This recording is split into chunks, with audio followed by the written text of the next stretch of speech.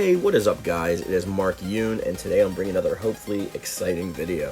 So we are continuing our lore series with the new Timelines lore, and today's character that is in question is Siegfried. So without further ado, let's just jump right into it. Now, Siegfried Stoffen was obviously the main character for the longest time in the SOULCALIBUR franchise. He is the one who was the vessel for the Cursed Sword, becoming Nightmare, the Azure Knight, splitting his personality, and I guess he was so adaptable to the sword itself that the sword even took on his visage after he split from him. We don't really see remnants like that with other things. Like Cervantes, he was the wielder, and he maintained most of his original self, and there's obviously no clone that we have yet of him that was created by Soul Edge.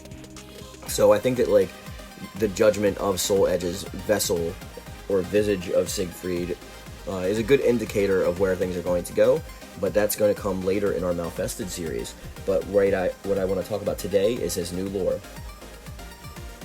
So obviously he's from Obergettensburg of the Holy Roman Empire, and his affiliation is good. His weapon is the Zweihander, and the weapon name is Requiem.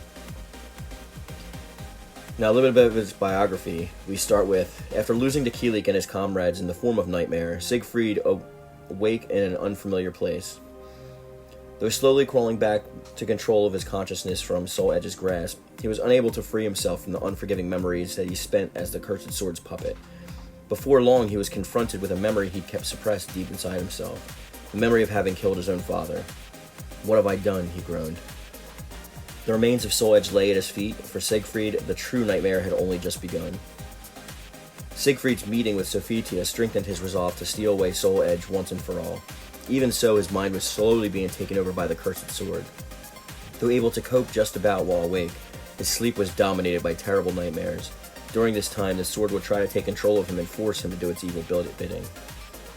It was relentless. However, a ray of hope appeared in the form of a voice belonging to none other than SOULCALIBUR. And after a long, hard-fought battle, he was able to free his mind from the Cursed Sword. But was this a victory? He could not be sure. Little did he realize that years later, his actions would lead to the Spirit Sword's revival.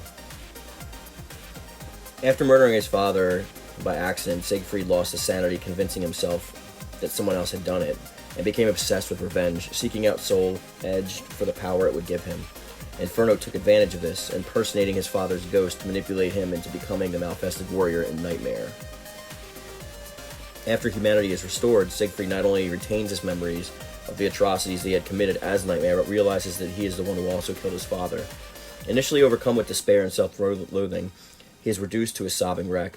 An encounter with Sophitia, who offers him words of wisdom while attempting to cleanse his malfestation, restores Siegfried's resolve and inspires him to atone for his sins, though he expresses doubt that it's possible. Realizing that if he is killed, someone will obtain Soul Edge and become the new Nightmare, he resolves to prevent the Cursed Sword from claiming another host. Upon realizing that with every battle he fights, Soul Edge is growing stronger and threatening to turn him into Nightmare again. Siegfried willingly sacrifices his humanity to rescue SOULCALIBUR from Inferno, tapping his consciousness with the astral chaos alongside the Spirit Sword, but remains determined to destroy Soul Edge once Nightmare is weakened enough for him to break free. So we know about his original band of miscreants, we want to say. So the Schwarzstorm, we have Inferno, which was the driving force behind that. Obviously, Siegfried becomes Nightmare. There's a lot to that, but I think that we're going to get more into that when it becomes time for the Malfested series. But as the original main character for SOULCALIBUR and the driving force for the plot, I think it inadvertently set some things in motion that like it was unintended. So making him so important within the actual lore itself, they show us more about the sword's actual desires than they do try to shroud them in mystery. So for example, we've seen the actions of Soul Edge before, trying to possess people or malfest them or try and take them over, giving themselves physical form, but we've never actually seen it done in the way that we see with Nightmare, with Siegfried in particular, basically cloning himself, just so like he's using that as like a parallel, version of himself.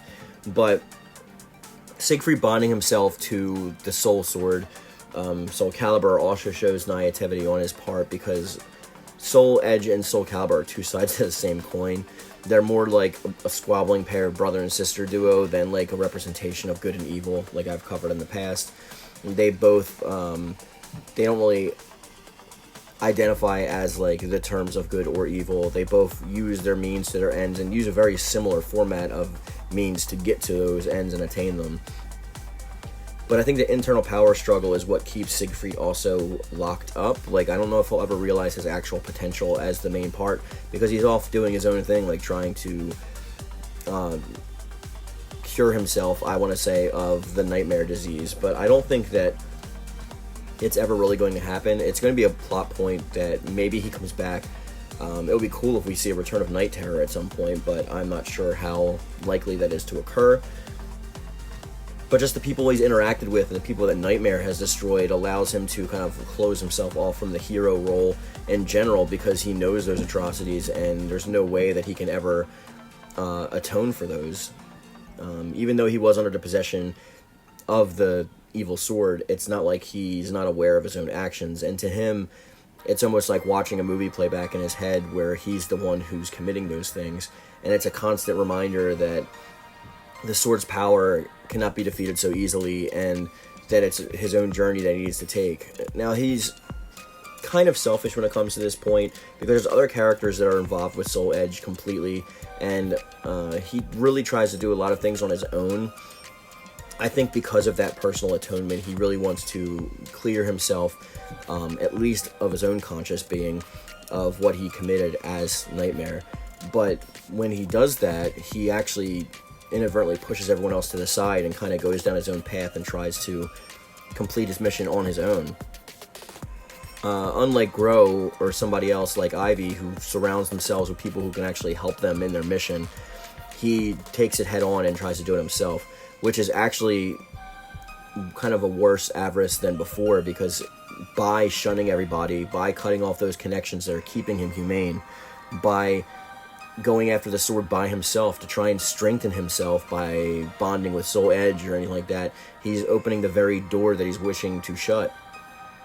At some point, Soul Edge is going to find him in a weakened state, and whether he's bonded with SOULCALIBUR or not, he's going to become possessed by one or two of the swords. Now, I think we might actually see a SOULCALIBUR version of Nightmare in the future, because they are pretty much the same kind of astral chaos power. Whether he looks like Nightmare remains to be seen. I'm not sure if that's even the case, but I do think that like he might be the only one to be able to team up with Grow and the Conduit in order to stop Asbel. But I'm not sure if he can get out of his own way enough to team up with those people to be able to do that, and I don't even know if he's on the trail, because he's so focused on his linearized like version of his own story that it just seems like nothing's going to derail him from that cause. Siegfried's a cool character. I'm like okay with him. I do like that he actually spins the sword a lot, and there's like ways to cover a lot of range. I don't think he's as good as Nightmare. A lot of people think he probably is, but they're probably just better players than I am, because when it comes to him, I'm pretty casual. I don't really dive into him too much because he is a slower character, even though he has got great range to cover and make up for that. But I do like the character, so I'm interested in your thoughts down below. With his new lore from SOULCALIBUR 6, is there any inconsistencies with the past lore that you find intrusive? Do you think they changed this character too much, or do you think they not changed him enough? Are they playing it safe with him? How would you like to see things go down the line, and what else would you like to see the character accomplish? Any and all thoughts are always welcome in the comment section down below, and that's where I'm going to leave the video today, guys. As always, thank you, and thank you. Hey, what's up, guys? Have you always wanted some sweet Mark Yoon merch? Maybe a thick U shirt, maybe a shirt from Squirt, maybe my pretty face with my logo all over your body, or a throw pillow, or blanket, or anything? Well, you're in luck, because I just launched my merch store, and it is going to be available on Redbubble, and you will find a link to it in my description box down below. It's got a lot of quality content and a lot of good stuff for you to pick up, so you can show your support for the channel and just rep Mark Yoon. Alright, guys, as always, thick U.